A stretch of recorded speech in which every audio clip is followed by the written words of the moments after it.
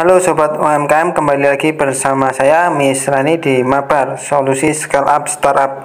Kali ini kita akan membahas tips menghadapi resesi bagi UMKM di tahun 2023. Jadi kali ini akan membagikan beberapa tips ya.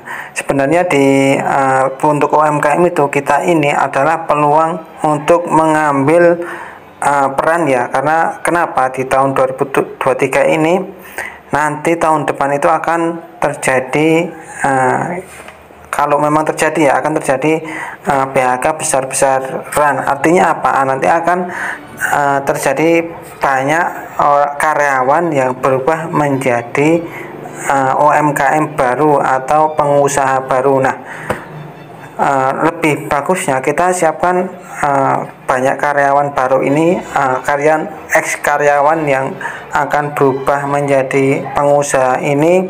Kita carikan solusi bagi mereka. Apa solusinya? Kita bisa buat agensi untuk usaha-usaha kita. Kita bisa buatkan mereka jadi reseller kita bisa buat mereka jadi buat produk baru, nanti kita jadi jasa maklonnya.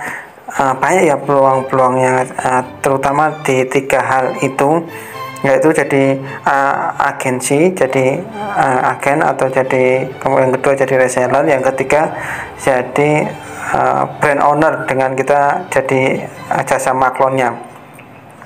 Oke, dari ketiga itu mari kita bahas ya, bagaimana kiat kita untuk menghadapi resesi di tahun 2023. Yang satu itu buat paket usaha bagi ex karyawan seperti tadi ya, bisa jadi paket reseller, paket agensi, atau paket maklon. Yakinkan dengan company profil kita yang bagus, pokoknya profil usaha kita yang bagus ya. Nanti di situ berisi tentang kapan kita berdiri, usaha kita keunggulannya apa, testimoni dari pelanggan, terus kelebihan-kelebihan kita juga dimasukkan di situ. Jadi di situ agar pelanggan itu atau orang ex karyawan yang akan berusaha baru menjadi pengusaha baru itu bisa menjadikan kita sebagai panduan untuk masuk ke dunia usaha atau dunia UMKM. Yang kedua, beri kemudahan bagi calon mitra kita yang ex karyawan tadi. Kemudahan jadi partner, misalnya syaratnya kalau jadi reseller itu syaratnya misalnya beli 200.000 atau 100.000 atau 1 juta, tergantung produk barang atau jasa kita. Nanti menyesuaikan. Yang kedua, kemudian spesifikasi produk, jadi kita kasih kedetailan di spesifikasi produk kita ya, termasuk masuknya nanti di company profil itu bisa juga ya.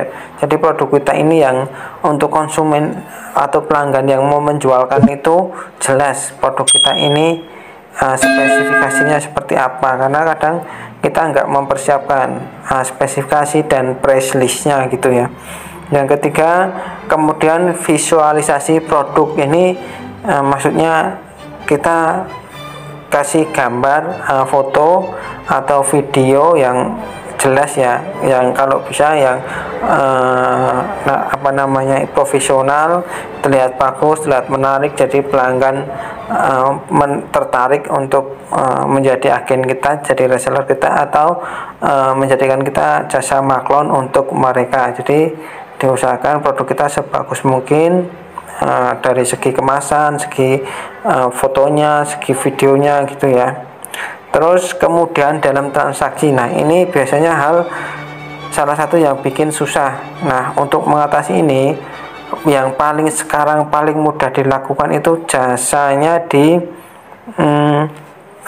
TikTok, karena TikTok itu sudah ada jasanya langsung menjadi agensi dari produk atau jadi reseller dari produk kita. Untuk menjadi bagaimana kita jadi seller di TikTok, mungkin kita akan bisa buatkan tutorialnya di lain waktu gitu ya. Jadi kemudian transaksi, kalau nggak di TikTok ya pokoknya beri kemudahan bagaimana bertransaksi dan bagaimana konsumen atau pelanggan itu mau bertransaksi kita, artinya bisa meyakinkan, karena biasanya orang yang baru pertama kenal kita itu susah untuk yakin bahwa kita ini benar-benar pengusaha kan. Ya di luar sana banyaklah penipuan-penipuan yang berkedok usaha ya, jadi kita harus bisa meyakinkan. Paling enggak nanti bisa, misalnya untuk meyakinkan kita buat legalitasnya itu juga bisa juga, atau bisa lewat Shopee, lewat Tokopedia, Bukalapak, atau yang tadi ya lewat Shopee tadi ya. Yang keempat, kemudahan pengiriman. Nah ini salah satu kendala ya, jadi jangan buat pelanggan itu susah bagaimana paket kita yang kita kirim ke pelanggan itu bisa nyampe dengan gampang lah, jangan memberi kerugitan. Misalnya nanti pengiriman itu sekalian COD, paket COD itu kan banyak dari teman-teman kita ini yang suka dengan paket COD. Yang ketiga yaitu buat tutorial simple bagaimana menjual. Jadi ini salah satu kelas untuk menjual ya, karena kenapa harus membuat itu, karena kebanyakan dari teman-teman kita karyawan ini banyak yang belum tahu bagaimana jualan secara online. Jadi kita bisa membuat tutorial dari pengalaman kita sendiri bagaimana bisa menghasilkan uang dari jualan online, bisa lewat Facebook, bisa lewat WA, bisa lewat IG atau semacamnya ya. Jadi yang penting di sini adalah satu, untuk membuat pelanggan kita atau ex karyawan ini bisa menjual. Yang kedua, untuk membangun kedekatan antara kita dengan ex karyawan ini. Jadi ex karyawan ini merasa terbantu dengan kelas jualan online kita gitu ya. Yang keempat, buat program promosi. Jadi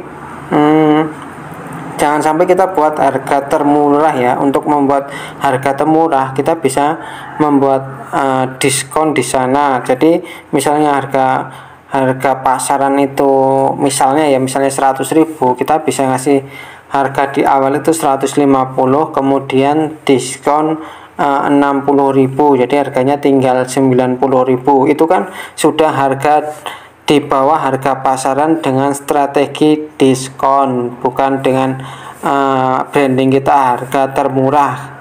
Kenapa enggak begitu? Karena kalau kita brandingnya dengan harga termurah, nanti pasti akan ada lagi produk yang lebih murah dari produk kita, begitu ya. Jadi kalau kita mau ngasih value itu jangan harga termurah, kasih value lain, dan kita untuk mendapatkan konsumen bisa dengan diskon gitu. Yang pertama. Yang kedua itu bisa paket bundling, bisa dengan produk kita yang lain atau dengan produk rekanan kita atau paket produk rekanan kita. Jadi kita bisa kombinasikan dua produk. Misalnya kalau kecantikan harga paket murah, misalnya 3 paket harganya 300.000, misalnya kalau bijian itu 150.000, kalau total 3 paket ini 450.000 kan, kalau di bundling cuma 300.000 gitu misalnya ya.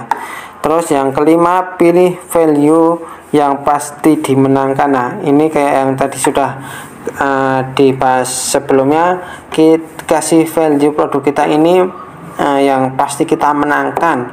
Jangan kasih produk yang sama atau mirip dengan pesaing kita ya. Kalau mirip nggak apa-apa, tapi jangan sama. Misalnya kalau gigi putih itu Pepsodent untuk gigi putih ya. Jadi untuk gigi yang lain, misalnya gigi berlubang, itu mungkin ada Dental atau yang lainnya begitu ya. Maksudnya kita pilih spesifikasi produk yang lebih spesifik lagi agar produk kita itu memang unggul di sana. Jadi pelanggan pilih produk kita karena memang kita mengatasi masalah yang spesifik untuk pelanggan tersebut begitu ya. Oke. Setelah panjang lebar itu dia 5 kiat dari kami mabar bagaimana agar kita mengatasi resesi dengan mendapatkan pelanggan baru. Terima kasih. Wassalamualaikum warahmatullahi wabarakatuh.